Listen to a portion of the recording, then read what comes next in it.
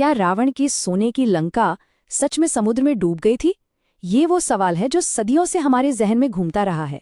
आज हम सिर्फ कहानियों पर नहीं बल्कि विज्ञान और इतिहास के सबूतों के साथ इस रहस्य की तह तक जाएंगे। चलिए शुरू करते हैं। जब भी लंका की बात होती है तो दिमाग में एक ही नाम आता है, श्रीलंका, है ना? नाम भी मिलता जुलता है और सदियों से हम यही मानते आए हैं। लेकिन क्या हो अगर सबसे पुराने सबूत एक बिल्कुल अलग ही कहानी बता रहे हों? जब हम प्राचीन ग्रंथों के सटीक गणित, आसमान के तारों की पोजीशन और धरती के बदलते भूगोल को एक साथ जोड़कर देखते हैं तो एक ऐसी तस्वीर सामने आती है जिसके बारे में हमने शायद सोचा भी नहीं होगा। ये कहानी सिर्फ एक द्वीप की नहीं बल्कि एक खोई हुई जमीन की हो सकती है। तो चलिए सबसे पहले बात करते हैं गणित की। हमारे प्राचीन खगोलविदों ने लंका को सिर्फ कहानियों में नहीं बल्कि अपनी दकीक गणनाओं में दर्ज किया है और यहीं पर पहला बड़ा सुराग छिपा है। इन महान ग्रंथों के मुताबिक लंका कोई सोने की नगरी नहीं बल्कि दुनिया के नक्शे पर एक सटीक बिंदु थी। सोचिए, जैसे आज पूरी दुनिया के लिए ग्रीनविच प्राइम मेरिडियन है, वैसे ही तब एक उज्जैन मेरिडियन थी। एक सीधी लाइन जो उत्तर में कुरुक्षेत्र, बीच में उज्जैन और दक्षिण में सीधे भूमध्य रेखा पर मौजूद लंका से गुजरती थी। सूर्य सिद्धांत में इसके लिए एक शब्द है, निरक्ष, यानी बिना अक्ष वाली जगह, या कहें 0 डिग्री लैटिट्यूड। मतलब साफ है, हमारे ग्रंथों के हिसाब से लंका सिर्फ भारत के दक्षिण में नहीं थी, वो ठीक भूमध्य रेखा यानी इक्वेटर पर थी। और यहीं आकर सारी कहानी पलट जाती है। आज अगर आप उज्जैन से एक सीधी लाइन दक्षिण में भूमध्य रेखा तक खींचेंगे तो वो श्रीलंका से मीलों दूर पश्चिम में जाकर खत्म होगी। जैसा कि यहाँ साफ है, आज का श्रीलंका ना तो उस देशांतर पर है और ना ही भूमध्य रेखा पर। तो सवाल ये नहीं है कि हमारे पूर्वज गलत थे, सवाल ये है कि क्या हम गलत जगह देख रहे हैं। और देखिए, इसे हम कोई अंदाजा मानकर नजरअंदाज नहीं कर सकते। लंका उस पूरी सिस्टम का एंकर पॉइंट थी। अगर लंका की लोकेशन गलत थी तो ये कैसे हो सकता है कि उसी सीधी लाइन पर मौजूद कुरुक्षेत्र और उज्जैन आज भी एकदम सटीक जगह पर मौजूद है? ये बहुत बड़ा विरोधाभास है। अच्छा, अब गणित से हटकर जरा उन सुरागों को देखते हैं जो हमें खुद महाकाव्यों के अंदर से मिलते हैं। अब सीधा रामायण के अंदर चलते हैं। ग्रंथ में लंका की दिशा बताने के लिए एक बहुत ही खास शब्द इस्तेमाल हुआ है, नैऋत्य।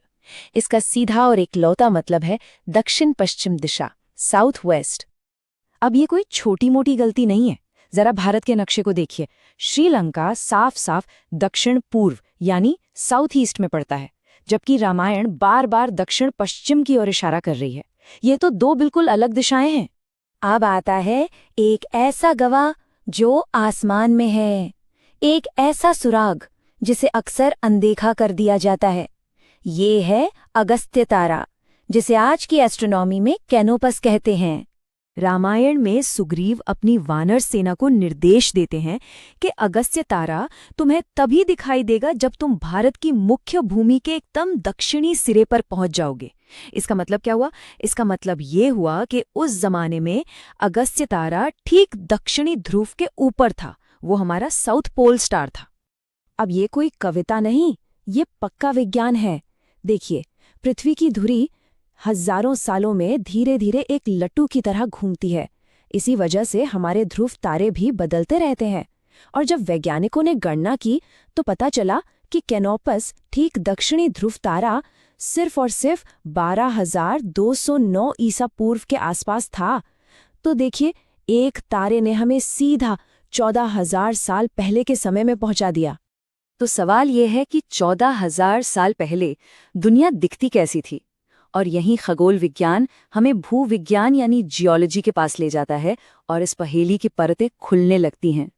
करीब 14,000 साल पहले आखिरी हिमयुग यानी आइस एज के दौरान दुनिया भर में समुद्र का लेवल आज के मुकाबले लगभग 120 मीटर नीचे था। और 120 मीटर कम पानी का सीधा मतलब ये था कि भारत और श्रीलंका के बीच कोई समुद्र था ही नहीं। वो एक ही जमीन थी, एक विशाल भूभाग। तो उस जमाने में लंका जाने के लिए किसी पुल की या समुद्र पार करने की जरूरत ही नहीं पड़ती। और हाँ, ये सिर्फ कोई थियरी नहीं है। Professor S.M. रामास्वामी जैसे वैज्ञानिकों ने सैटेलाइट इमेजरी से ये साबित किया है कि समुद्र के नीचे आज भी पुरानी सूखी नदियों के निशान मौजूद हैं।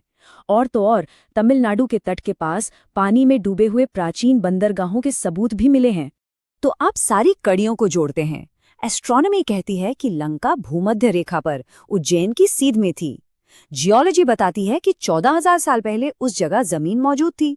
तो इसका मतलब तो एक ही हो सकता है कि असली लंका आज हिंद महासागर में सैकड़ों मीटर पानी के नीचे दबी हुई है। और बात यहीं खत्म नहीं होती।